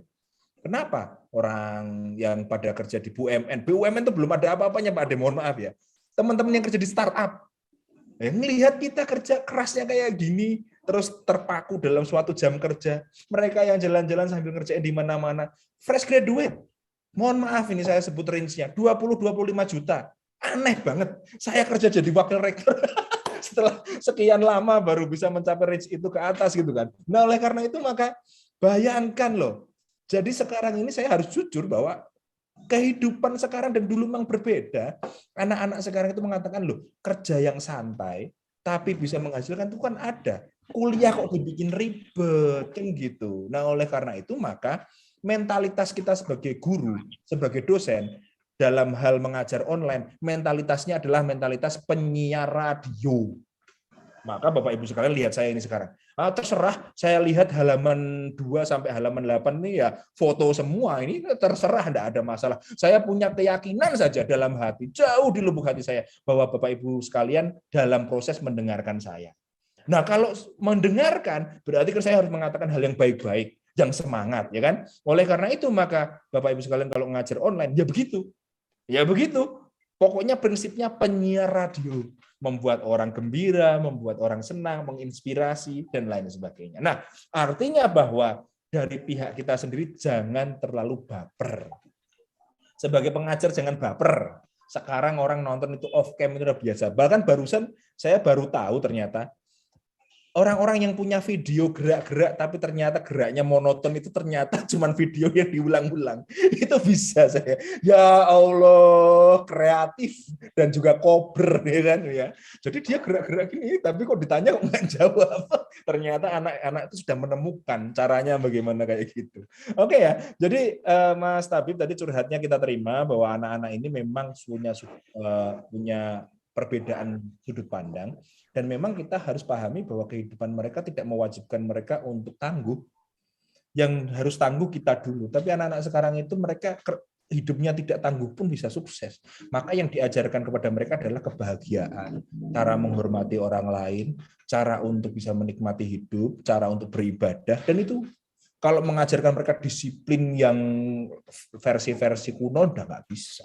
Disiplin versi mereka itu ya pokoknya tepat waktu, hadir, gitu, berpartisipasi. Kita agak susah juga dalam menginginkan mereka menjadi tokoh-tokoh teladan misalnya gitu ya, Mas Tabib. Nanti kita bahas lagi lebih lanjut. Saya kembalikan ke Mas Ade, silakan. Baik, terima kasih Pak Endi. Tadi ada pertanyaan di kolom komentar. Ini ada Pak Robani dari SMA N1 Kasihan Bandul, gitu. Bukan yang tadi disebut. Ade, kasihan. Gimana? Kasihan banget ya. Bukan kasihan Pak, ternyata kasihan Bandul maksudnya. Oh Masya Allah, lah ya itu Banyak dapat hibah kayaknya Pak. Pemerintah. Nggak kasihan soalnya. Oke. Terima kasih. Pertanyaannya terkait tips atau metode tertentu supaya siswa itu tidak meninggalkan atau mungkin tidak mangkir ya, seperti masang video background tadi, supaya siswa tidak bosan, itu ada metode tertentu apa tidak Pak Endi, kata beliau seperti itu. Ya, oke. Pak Robani harus bersyukur ya, nama sekolahnya itu Kasihan. Saya pernah lihat daerah di Surakarta kalau nggak salah ya, ada namanya daerah Larangan ya. Larangan ada. Ya, Larangan ya. Masa gede itu pasang di depan masjid, larangan bersolawat. Maksudnya, ya itu malah saya yakin loh, ini kok masjid kok kafir loh. Aku bilang, masjid kok kafir loh. Ternyata memang larangan bersolawat itu maksudnya desa Larangan, solawat akbar gitu loh maksudnya ya. Jadi Kasihan itu jauh lebih mending daripada Larangan. Nah, untuk pertanyaannya tadi, kalau hanya sekadar membiarkan membuat siswa agar aktif dan tidak off cam atau bisa on terus interaktif dengan kita, itu saya punya 1001 cara. Contohnya begini. Halo yang ada di sini, kalau memang masih di sini, angkat jempolnya gitu. Nah, angkat jempolnya ini walaupun hanya sederhana, ini ya harus angkat jempol kan begitu. Misalnya kita uji cobakan di sini ya. Halo Bapak Ibu yang masih online di sini, yang masih memperhatikan, angkat jempolnya. Angkat jempolnya, ya angkat jempolnya. Oke gitu ya. Nah, kemudian tergantung wibawa kita dan karisma kita. Ya di sini tentu karisma dan wibawa saya juga tidak begitu bagus. Nyatanya masih banyak yang off atau on. Tapi saya sudah bilang tadi bahwa kita harus selalu positif, Pak Ade. Jadi kita ada di luar sana, mungkin ada jaringan yang sedang itu, atau bahkan anak-anak sekarang itu kalau off cam itu alasannya macam-macam. Ada yang bilang, Pak mau ke toilet, gitu kan, toilet lama gitu. Ada yang bilang, Pak mohon maaf, telinga kakek saya kemasukan jangkrik. Ya Allah, ya, membayangkan situ serius ada serius. Jadi ya kreativitas mereka itu memang luar biasa. Saya ya nggak yakin kalau kakek mereka kemasukan jangkrik beneran ya. Cuman ini ada yang mengatakan seperti itu. Nah oleh karena itu, kalau hanya untuk interaksi, bagaimana membuat menarik, banyak sekali tadi yang sudah dicontohkan oleh Telkomsel menggunakan Kahoot, Quizzes, menggunakan hal-hal yang belum yang belum diketahui oleh mereka dan mereka penasaran. Misalnya saya contohkan anak saya sendiri. Anak saya sendiri itu kalau diajari matematika biasa nggak mau. Diajari TIK biasa nggak mau, tapi kalau dikaitkan sama hobinya dia, mati-matian dia mau. Hobinya itu ya Pokemon, hobinya itu membuat video YouTube tentang game dan sebagainya. Kalau di kelas saya akan mengeluarkan jurus andalan saya. Misalnya tentang K-pop. Wah, ini 90% mahasiswa itu K-pop semua itu. Oleh karena itu, maka kita ketika memahami K-pop itu mereka sudah mau mendengarkan. Contoh kalimat dalam bahasa Inggris yang saya gunakan itu ya saya contohkan dari Korean drama, Secretary Kim, ya kan, Crash Landing on You, Squid Game, ya kan gitu kan. Kemudian The Descendant of the Sun. Loh kok Bapak tahu? Loh saya nggak sengaja nonton. Bukannya saya nggak sengaja nonton. Saya nonton untuk memahami kehidupan mereka. Termasuk ketika anak-anak sekarang ini, mereka sangat-sangat terlibat pada perasaan romansa. Bucin semua. Makanya ya kita harus memahami mereka itu bucinnya luar biasa. Bucin ya budak cinta itu Bapak Ibu bagi yang belum. Kalau misalnya sampai di level bucin saja Bapak Ibu perlu melihat kamus, berarti memang harus meningkatkan ya kosakata ya. Bucin udah tahu pasti, mager juga udah tahu. Lalu nanti ada yang namanya pap. Kasih pap dong Pak, itu kan. Nah, kalau misalnya ada yang belum tahu pap lah itu masih harus meningkatkan kemampuan. Gitu Pak Robani dari SMA 1 Kasihan. Ini adalah prinsip bahwa kita harus menyelami kehidupan siswa agar kita lebih bisa interaksi dengan mereka. Ada yang raise hand kayaknya, Pak Ade. Silakan, ada Ibu Lisa Diah Kuswari nih, monggo silakan Ibu. Terima kasih atas waktunya. Begini Pak, saya mau menanyakan untuk bagaimana dengan siswa kami yang casingnya itu masih anak SD, tetapi kemampuan berpikirnya itu sudah melampaui. Jadi dia sudah berpikir dengan gaya anak SMP. Kemudian pola pembelajaran yang tepat untuk anak-anak seperti ini bagaimana? Karena kan dia tidak bisa disamaratakan dengan teman-teman satu kelas. Misalnya ada 20 anak dalam satu kelas, tetapi 2 anak ini casingnya SD, tetapi pemikirannya sudah melampaui. Nah, terima kasih Pak atas jawabannya. Oke, ada 2 pendekatan yang sebaiknya memang kita lakukan Bu Lisa. Bu Lisa makasih banget yang udah membawa ini ke sini. Yang pertama adalah bagaimana setiap orang itu unik, setiap anak itu unik. Nah sayangnya kan memang sekolah formal itu disetting dalam karakter generalistik ya. Bu Lisa ya, kan kita tidak bisa satu-satu kita urusi, kan nggak bisa gitu. Maka kita membuat sebuah kelas yang bisa diterima oleh orang banyak. Yang pertama itu. Tapi di waktu-waktu khusus boleh dong Bu Lisa panggil anak itu, ngobrol, dan lain sebagainya. Karena apa? Memang ada anak kayak gitu. Anak kayak gitu tuh dengar sesuatu, dia tidak akan kemudian menerima penjelasan yang seperti anak-anak lain. Ini kayak anak saya juga Bu Lisa. Dia itu misalnya pernah dengar kata-kata gay, gitu. Dia nanya sama saya jawab muter-muter, dia nggak mau. Dia pertanyaannya jelas, kenapa ya Pak? Ada laki-laki yang menyukai laki-laki dan harus dijawab. Nah oleh karena itu ini nggak bisa ini dijawab di depan kelas, nggak bisa ini. Anak ini nggak bisa ini membuat resah anak lain. Nah oleh karena itu Bu Lisa mohon untuk teman-teman yang terlalu maju begitu atau anak-anak yang terlalu maju itu harus ada sesi khusus. Ya, sesi khusus. Karena nanti gini, kita menjelaskan hal itu di depan kelas yang lain malah nanti menimbulkan kerusuhan, bawa pulang dikiranya Bu Lisa nanti menyebarkan menyebarkan keyakinan. Ya kan gitu. Itu tidak hanya terjadi pada yang terlalu maju Bu Lisa ya. Tapi juga yang lambat. Yang lambat ini juga perlu perhatian khusus. Kita tidak boleh menyerah. Iya. Nah, oleh karena itu maka perlu juga ada waktu khusus di luar kelas, kita ngobrol. Kalau perlu juga melibatkan orang tua. Nggak apa-apa orang tua kita bilang.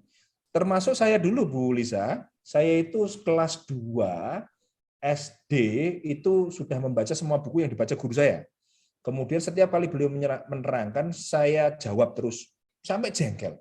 Beliau kemudian komunikasi dengan orang tua, komunikasi dengan kepala sekolah, akhirnya memutuskan saya dipindah ke kelas 3 gitu. Bu Lisa. Jadi harus ada komunikasi, harus ada kekhususan begitu. Ini contoh saja sih maksudnya, bahwa tidak semua anak itu sama. Termasuk nanti menemukan anak-anak yang nggak pinter sama sekali di bidang akademik, tapi pinter di bidang seni, bidang olahraga, bidang stand up, yaitu kenalkan sama saya nanti ya, Bu Lisa. Itu tolong jangan didiskriminasi ya, Bu. Harus dibesarkan. Kita nggak apa-apa punya anak yang nilainya merah semua tapi calon juara tenis nasional.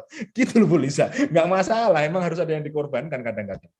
Ada lagi yang bisa disambung Bu Lisa? Mungkin ada tambahan informasi atau sesuatu yang belum saya cover di sini. Untuk nilai-nilai moral kemudian semuanya itu tetap harus ditekankan ya Pak, karena kami kan juga takut kalau nanti dia mengalami degradasi moral. Kalau misalnya kita lepas, kan mungkin kita nggak bisa mengawasi, tidak bisa memantau. Mungkin kalau hanya di skup sekolahan kita sudah bisa mendeteksi bahwa ini anak ini kemampuannya sudah melampaui. Tuh, nggih. Nggih, Apakah bisa nilai kita menggandeng psikolog? Iya. Ibu kalau ada akses ke situ, tolong dong ke situ. Jadi misalnya ada akses ke psikolog boleh, akses ke psikiater boleh. Karena ini penting, ada beberapa hal yang kita sudah tidak mampu lagi di situ. Ya minimal guru BK dulu ya Bu Lisa ya. Kalau misalkan ada beberapa hal yang di situ. Tapi cuman tadi yang perlu digarisbawahi, Pak, apakah pendidikan moral masih tetap harus iya? Iya. Anak pinter, anak bodoh, anak tengahan, apapun itu secara akademik atau bakat-bakat lain, moralnya harus terjaga. Moral yang kita maksud itu bukan berarti moral yang dalam arti tanda kutip dia harus sangat-sangat alim, bukan begitu ya Bu Lisa. Tapi kemampuan untuk menghormati orang lain harus ada. Kemampuan untuk membedakan antara yang baik dan buruk harus ada. Kemampuan untuk memiliki perasaan empati kepada orang lain harus ada. Nah, inilah menurut saya nilai moral itu sepinter apapun ya tetap harus ditekankan. Nah, cuman masalahnya menerangkan nilai moral kepada anak pinter banget yang terlalu maju itu tidak bisa sama dengan yang lain. Yang lain dibilang jangan mencuri, oh, selesai. Tapi anak yang maju ini jangan mencuri. Loh kenapa? Jika saya punya kesempatan mengambil barang orang, orang itu tidak tahu, tidak ada penegak hukum, dan saya bisa melakukan dengan sangat-sangat bagus, dan dia tidak sadar, kenapa nggak boleh, Bu? Nah, itu di situ silakan berdiskusi dengan anak yang sespesial ini, nggak bisa di depan muka kelas yang lain itu, ya, gitu ya, Billy saya. Oke. Oke, Billy. Ya. Loh, ini ada yang raise hand lagi, Pak Tabib. Halo, halo. Oh ya, ini memang benar, kepencet. Oh enggak, benar ya. Gimana Mas Ade, mau Pak Sarwo dulu atau Mas Tabib lagi? Pak Sarwo Edi dulu nih, karena tadi Pak Tabib sambut. Tadi ya, sudah kalau jatahnya gratis satu kali, tanya lagi bayar ya. Oke, kita punya Pak Sarwo Edi, Pak Ade. Silakan untuk sementara Mas Tabib bisa di-mute dulu sebentar, Pak Sarwo dulu untuk kita. Terima kasih waktu yang telah diberikan. Semangat pagi Pak Hendy. Woi, semangat. Semangat pagi. Ya, saya ini dari SMA Islam 1 Solo, Pak. Solo, mantap Bapak. SMA Islam 1 Solo, ya. Mohon maaf sebelumnya, ini sangat menarik sekali materi yang diberikan Pak Hendy. Kebetulan mohon maaf ini tadi saya mengikuti sambil rapat, ada kegiatan rapat koordinasi sehingga tidak bisa mengikuti dengan sempurna gitu. Ya. Nah, ini harapan ini Pak Hendy mungkin dari panitia ada yang ini rekaman ini bisa di link rekamannya Zoom ini kalau bisa diberikan kepada kami peserta. Kemudian yang berikutnya Pak Hendy, memang betul sekali tadi seperti yang kami rasakan ketika ada pandemi ini selama kurang lebih hampir 2 tahun, ketika mengajar dengan online dan sebagainya, memang banyak sekali kendala-kendala yang ini tadi banyak siswa yang misalnya Zoom meeting dia hanya gabung kemudian hilang kemana, ya tidak tahu dipanggil dan sebagainya, tidak menjawab dan sebagainya. Nah, kemudian ada juga yang menghidupkan kamera tetapi orangnya juga nggak ada dan sebagainya. Nah, oleh karena itu tadi sudah ada beberapa masukan dari Pak Hendy bagaimana cara mengefektifkan itu. Nah, kemudian yang perlu minta saran dari Pak Hendy ini kaitannya dengan tadi ada semacam template supaya anak itu punya sopan santun kepada guru, kepada teman dan sebagainya, karena ini memang saat ini itu sopan santun itu sangat-sangat kita rasakan bersama sangat kurang bagi anak tersebut. Nah, kalau bisa nanti ini Pak, saya mohon Pak Hendy nanti bisa memberikan ke sekolah kami istilahnya, kami undang gitu Pak Hendy. Kalau ada waktu kami harap untuk secara, kalau harapan kami bisa secara offline Pak ke sekolah kami nanti memberikan kepada siswa atau nanti mungkin kepada Bapak Ibu guru dan kegiatan seminar atau apa gitu, ini harapan kami Pak Hendy kalau ada waktu. Itu saja, ini hanya harapan-harapan yang kami sampaikan. Terima kasih atas waktunya. Assalamualaikum warahmatullahi wabarakatuh. Waalaikumsalam warahmatullahi wabarakatuh. Ini kita ada di level di mana kita harus menggunakan apa yang tersedia di depan kita ya Pak Sarwo ya. Adanya online ya online, adanya offline ya offline. Kita lagi nggak bisa pilih-pilih nih gitu. Jadi kita harus memaksimalkan apa yang ada. Satu itu. Kedua, kita harus mulai menunjukkan sisi lain dari diri kita kepada siswa. Selama ini kan guru ingin dilihat sebagai jaim, tahu semuanya, keren. Tapi sejauh mana siswa itu melihat sisi lain dari kita. Makanya saya mengapresiasi buat teman-teman guru yang kalau datang bawa gitar, nyanyi di kelas. Saya rasa kalau Pak Sarwo tipenya kayak gitu deh kayaknya. Iya, saya kelihatan orangnya asik gitu. Yang bisa berpuisi, yang bisa stand up, yang bisa main game, yang bisa coding. Tunjukkan sisi lain. Termasuk tentang anak kita, tentang istri kita gitu, menjadi inspirasi bagi bagi siswa kita. Bahkan saya menganggap bahwa kalau di Instagram sedang bermain dengan istri dan anak, itu saya anggap sebagai sebuah inspirasi juga, karena anak-anak juga membutuhkan kehangatan keluarga, mereka ingin suatu saat jadi keluarga yang sakinah mawaddah warohmah gitu kan. Nah oleh karena itu Pak Edi, kita harus lebih memanusiakan anak-anak, dan kita sendiri juga harus memanusiakan diri kita. Jadi saya punya jargon gini, dosenmu sahabatmu. Itu kalau sama mahasiswa ya. Kalau sama siswa berarti gurumu sahabatmu. Kita jangan lagi menjadi atasan begitu. Jadi kita menjadi persahabatan. Nah, untuk masalah kesantunan itu tidak hanya masalah kita nuturi gitu, Pak, ngasih tahu. Saya buatkan buku saku, Pak. Nanti saya share lah buku saku ini. Di sini ada asisten peneliti saya kayaknya, di sini juga ada. Itu kita bikin buku saku kepada mahasiswa cara menghubungi dosen. Ada kata-katanya, ada jamnya, Pak. Gimana coba ada anak bimbingan ini kelas jam 2 pagi. Stres nggak itu? Artinya mungkin dia terlalu semangat ya mengerjakan skripsi terus selesai jam 2. Nah, di situ ada Pak. Nanti template-nya saya kirimkan mungkin ya. Kalau Pak Edi nanti di DM saya, nanti saya kirimkan itunya. Apa contohnya, template-nya. Nah, untuk diundang di Solo, bukan masalah diundang di Solonya ya, tapi kita harus memang sering seminar seperti ini. Motivasi, inspirasi, sharing bersama. Karena cuma sekali itu nggak akan bekas. Mungkin setelah ini, wah Bapak Ibu semangat, saya mau coba. Tapi kalau misalnya nggak ada yang ngingetin lagi, nggak ada yang nemenin, nggak ada yang itu, ya kembali lagi seperti semula kan begitu. Nah untuk khusus di Solo tentu sebagai S3 saya di UNS Pak. Jadi kalau diundang ke Solo ya semangat. Mau coba kuliner lagi. Saya juga kentingan. Ini Mas Ade juga lulusan itu bukan? Solo bukan? Enggak ya? Solo tapi di kampus sebelah barat. Ya, kampus sebelah ya, kampus tetangga. Gitu Pak Sarwo, siap. Insya Allah kalau misalnya ada undangan akan kami usahakan dengan sebaik mungkin. Terima kasih Pak Sarwo. Mari. Baik. Halo. Oke, satu pertanyaan terakhir, Ge, Pak Tabib, Ge. Iya, Pak Karyadi Pak. Ya saya masih penasaran ini, saya mau bertanya sama Pak narasumber ini tentang. Tadi saya tertarik dengan pernyataan dari Mas Olan tadi ya, putranya Pak Hendy ya, mengenai cita-citanya tadi ingin menjadi YouTuber. Itu serupa seperti memang generasi sekarang, seperti anak saya juga kalau sekolah offline itu antusias sekali. Kemudian ketika dia online tuh ogah-ogahan. Tetapi kalau suruh nonton YouTube gaming, waduh itu semangat sekali itu.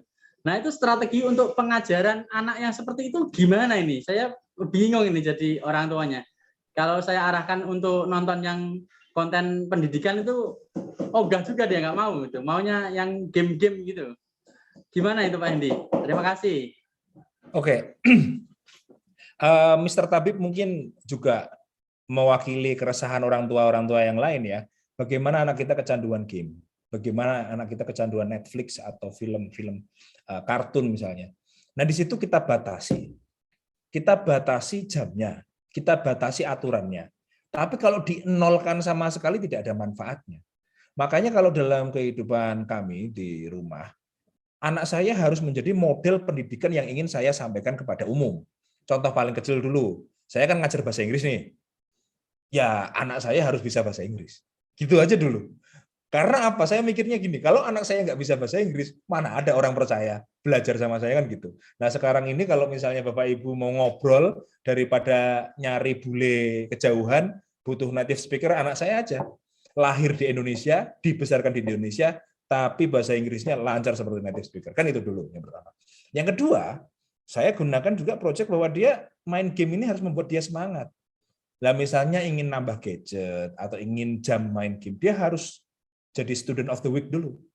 Harus dapat prestasi dulu baru bisa main game. Kalau misalnya merosot, prestasinya merosot, ya kita stop dulu kan gitu. Nah, di masa-masa ketika dia boleh main game, dia pengen meniru YouTuber, meniru para streamer. Ya saya berikan fasilitas. Saya ajari caranya screen recording. Saya ajari caranya voice over. Lah wong kebetulan papahnya konten kreator ya anaknya tak ajari juga tuh konten kreator. Nah oleh karena itu mulai sekarang anak saya ya, punya YouTube sendiri. Nah pertanyaannya kan tadi Pak Tarbib, gimana cara ngajari anak yang kayak gitu? Ya betul sekali. Pak Tarbib harus jadi YouTuber sendiri untuk bisa ngasih tahu melalui YouTube-nya Pak Tarbib. Waduh berat nih. Ya, tidak berat. Harus dimulai karena apa? Anak-anak ini kalau kita ajari langsung nggak mau. Tapi anehnya kalau kita rekam video, kita rekam PowerPoint, kita kasih voice over, mau loh dengerin. Jadi anak-anak ini maunya diajari secara digital. Sudah nggak mau lagi diajari dengan cara analog.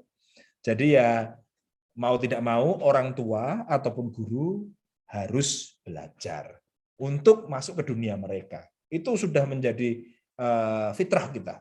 Harus mengikuti tren. Kalau tidak ya survival of the fittest. Yang tidak mau berubah, yang tidak mau beradaptasi akan musnah dan tidak relevan dengan zaman. Begitu, Mas Ade. Saya kembali. Wah, siap berguru untuk jadi YouTuber ini. Amin. Silakan. Semangat Pak Karyadi untuk terima kasih. Baik, terima kasih Pak Hendi. Bapak Ibu sekalian, saya jadi teringat seperti yang diusung oleh PGRI, ya, Hari Jadi PGRI hari ini itu mengusung tema Bangkit Guruku, Maju Negeriku, Indonesia Tangguh, Indonesia Tunggulah. Mungkin ini menjadi salah satu momen untuk memulai Bapak Ibu guru sekalian, untuk memulai apa yang sudah disampaikan oleh Pak Hendi tadi, bahwasanya inovasi-inovasi itu nanti yang akan menjadikan Bapak Ibu guru sekalian bangkit dan untuk memajukan pendidikan yang ada di dalam negeri. Kurang lebih seperti itu Bapak Ibu.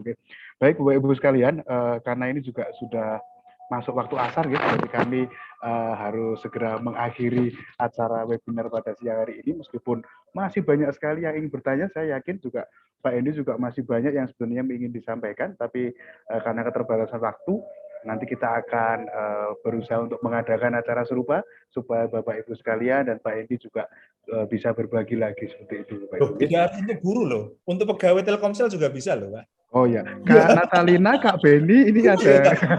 Ya malah ngiklan, harusnya yang iklan Bapak. Ganti yang iklan.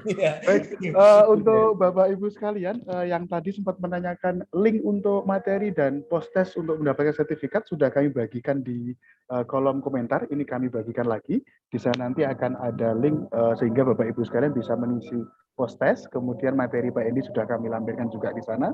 Kemudian untuk selanjutnya sebagai bentuk apresiasi kami akan menayangkan, ini ada beberapa Bapak Ibu guru yang menang undian, kemudian ada yang datangnya paling awal ke dalam room, juga kami apresiasi. Jadi ini nanti akan kami tampilkan. Kak Susan, monitor bisa ditampilkan mungkin ya?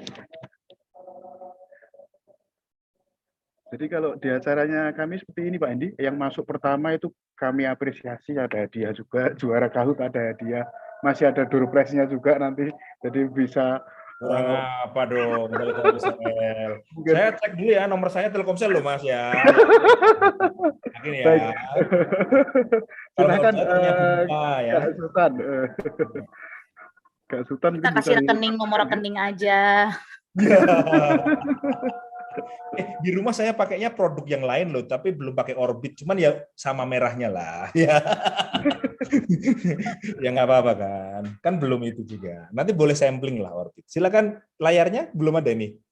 Kak Ade, yang pemenang paling pagi? Oh ya, untuk yang paling pagi dulu saja, Kak Lita. Di sini sudah ada untuk pemenang paling pagi itu ada 5 orang. Ada 5 orang Bapak Ibu sekalian. Jadi paling gabut ya. yang masuknya paling awal. Jadi Ya, paling gabut itu. Ya. sebelum dimulai tadi sudah masuk. Yang pertama ada atas nama Tohirin ya, dari SD 1 Sikunang. Kemudian yang kedua ada atas nama Slamet dari SMKN 1 Kendal. Kemudian yang ketiga, nah ini yang ketiga ada Bapak. Di-share aja Pak, Kak Ade, Oh, iya. di-share namanya. Oh tadi belum di-share ya? Oh siap. Iya, posisi Kak Ade. Tadi saya kira Kak Sultan. Sultan ini. Nyari Kak Sultan. Tadi dari Kak Sultan. Siap. Ini yang terpilih. Kak Sultannya inin roller. Orang-orang pengen hidup kayak Kak Sultan loh. Ini Kak Ade Ya, aja. itulah. Kak Ade, bisa di-share Kak? Oke siap Kak. Ini kami share di sini. Bentar, ini Pak. Saya. Bisa. Bisa. Ini sudah. Untuk peserta.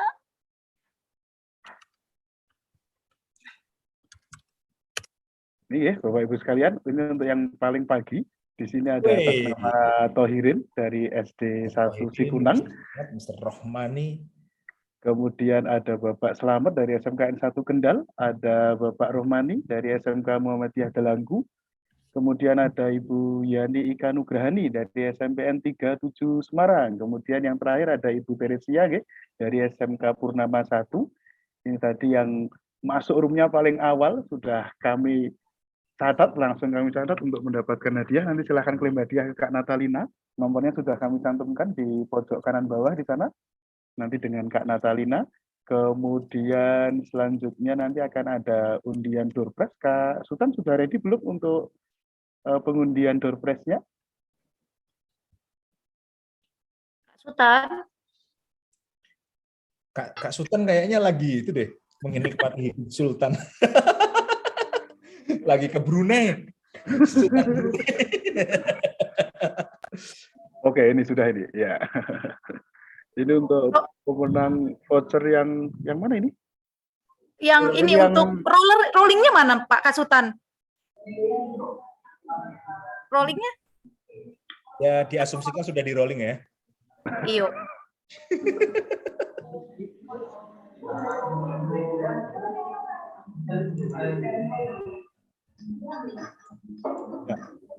Nggak bisa ya Kak ya? Ya udah nggak apa-apa sih, share itunya aja kalau macet. Yang 5 ponang tadi ya, Kak Lina. Jadi kita. Oh ini. Oh ya.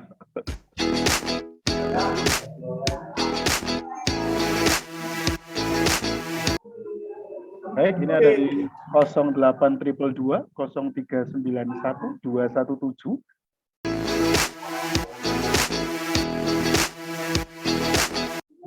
Kemudian yang kedua ini 0813 2947 2653.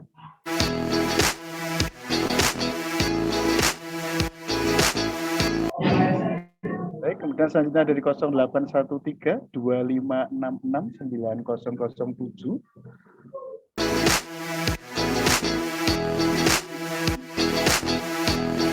Baik, kemudian selanjutnya dari 0823 5886 6020.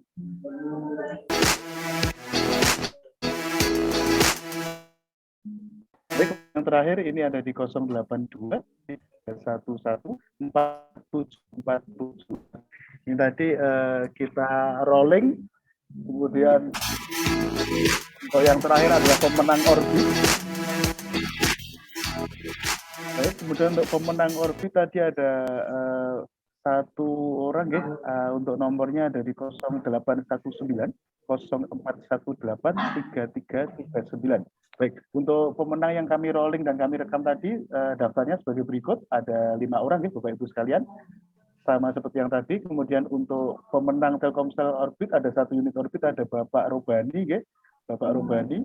Nanti bisa langsung konfirmasi ke Kak Natalina untuk kami akan kirimkan modem Orbitnya. Jadi kami ucapkan selamat pada Bapak Ibu sekalian yang sudah berkesempatan untuk menerima door prize dan hadiah pada hari ini. Baik, terima kasih Kak Sultan. Baik, Bapak Ibu sekalian, sampailah kita di penghujung acara. Kami sekali lagi mengucapkan terima kasih yang sebesar-besarnya kepada Bapak Ibu guru sekalian atas waktunya sudah berkenan hadir. Untuk link materinya, baik, link materinya sudah kami kirimkan tadi ya Pak, ini kami kirimkan lagi supaya tidak tertinggal ya. Di sana ada link Kak Ade, untuk link materi akan diberikan apabila mengisi post-test, jadi dapat betul. sertifikat. Jadi di sana sudah ada link post-test yang kami kirimkan, Kak Ina. Ada di kolom chat, Bapak Ibu sekalian. Ada link post-test di sana, nanti silahkan bisa langsung diklik. Kemudian sekali lagi kami ucapkan terima kasih ya, Bapak Ibu guru sekalian sudah berkenan hadir. Sekali lagi juga selamat Hari Guru Nasional. Terima kasih juga Pak Hendi, sehat-sehat selalu Bapak Ibu guru sekalian. Semoga bisa bertemu lagi di kesempatan-kesempatan berikutnya. Dari kota Surakarta tercinta kami mengucapkan terima kasih yang sebesar-besarnya. Sehat selalu Bapak Ibu guru sekalian. Jangan lupa bangkit guruku, maju negeriku. Pagi. Mantap. Pagi. Terima kasih ya semuanya. Terima kasih. Terima kasih semuanya. Terima kasih Makasih. semuanya Bapak Ibu. Jangan lupa diisi post-testnya ya, biar dapat e-sertifikat sama materi. Terima kasih banyak. Thank you, Mas. Terima kasih, Mas. Terima kasih, Pak Hendi. Mantap sekali acaranya. Sampai ketemu di Instagram, di TikTok. Terima kasih. Sama-sama. Terima kasih ya. Terima kasih semuanya. Jangan lupa diisi post-testnya ya. Sertifikat untuk naik pangkat, Bapak Ibu.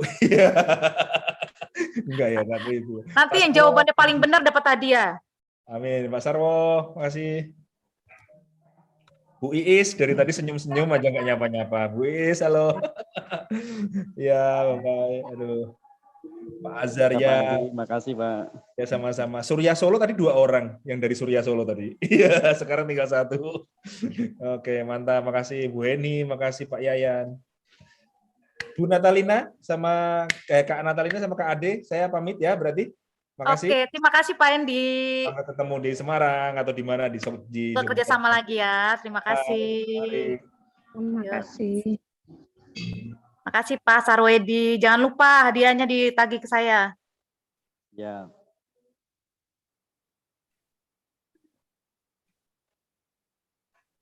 Diisi ya post-testnya ya. Jangan lupa. Post-testnya.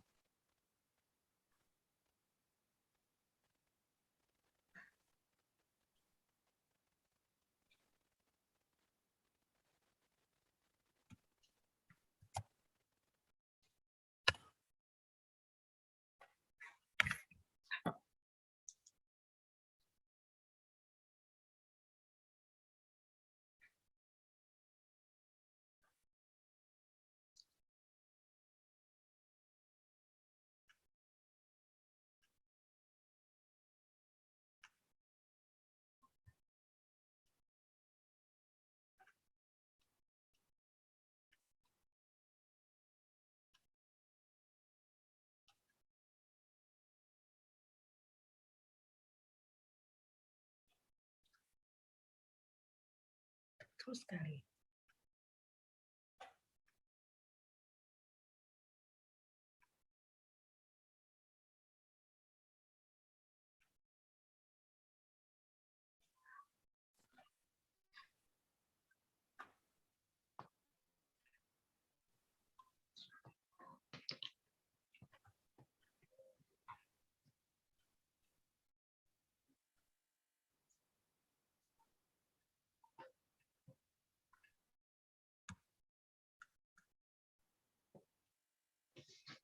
Joni Iskandar, participants Indasari, Arbangatun Potis Nyawati, Hariniyatul Waridah, Ayu Permatasari, Argasari,